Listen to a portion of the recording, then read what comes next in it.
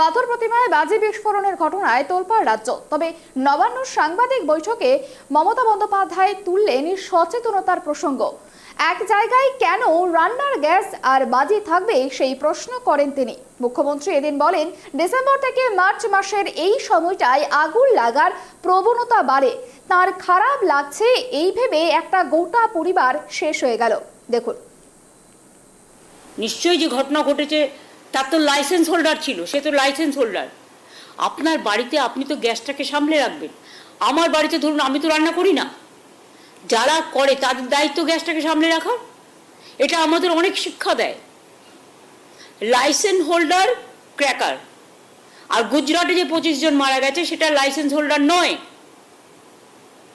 আমরা সবাইকে বলবো, প্লাস্টিক জমায়েত করবার আগে, ঘরে আগুন জ্বালাবার আগে অনেকে ইন্স্যুরেন্স পাওয়ার জন্য মার্চ মাসে এগুলো করে, এটা আমার জানা আছে। আমি অনেক দিন ধরে দেখছি সবচেয়ে বেশি আগুন এই সময়টাই লাগবে, মনে রাখবেন, জানুয়ারি, ফেব্রুয়ারি, মার্চে, ডিসেম্বরে। এবং আমার তো খারাপ লাগছে, একটা পরিবারের সবাই শেষ হয়ে গেল। ওখানে ক্র্যাকার রাখার বাড়িতে কি প্রয়োজন? ক্র্যাকার আর গ্যাস সিলিন্ডার কি একসাথে থাকে না থাকা উচিত? আমি মনে করি এর থেকে আমাদের শিক্ষা নেওয়া উচিত যে আমরা প্রত্যেকে সাবধানতা অবলম্বন করব। কারণ মানুষের জীবন হচ্ছে সবচেয়ে বড় দামি। একটা মানুষ মারা গেলেও সেটা একটা মানুষ মারা যায় খুব কষ্ট করে, সেটা আমরা মানতে পারি না।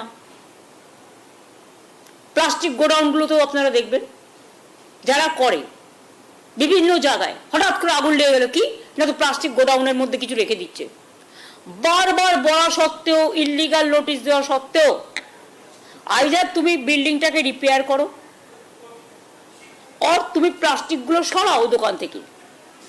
কারণ এক জায়গায় যদি আপনি ইনফ্লেমেবল দাহ্যজনক পদার্থ যদি রেখে দেন, সেখানে তো যে কোনো দিন একটা অগ্নিকাণ্ড ঘটতে পারে, তাতে মানুষের প্রাণ যেতে পারে। এটা আমি আবেদন করে বলবো যে আপনারা প্লিজ সাবধান হন। এমন কোনো ঘটনা যাতে না ঘটে কারো পরিবারে, যাতে একজনও কেউ মারা যায়। আজকের যুগে সোশ্যাল নেটওয়ার্ক খুব পাওয়ারফুল। আমি সোশ্যাল নেটওয়ার্কের মাধ্যমেও, ডিজিটাল এবং প্রেস মিডিয়ার মাধ্যমেও অনুরোধ করব, মানুষকে বাঁচানোর জন্য আপনারা সচেতনতা বৃদ্ধি করুন। এ ব্যাপারে আমাদের পূর্ণ সমর্থন আছে। এবং তাতে যার ছোট্ট কাঠবিড়ালির মতো আমরা যদি কোনো সাহায্য করতে পারি, আমরা আছি আপনাদের সাথে।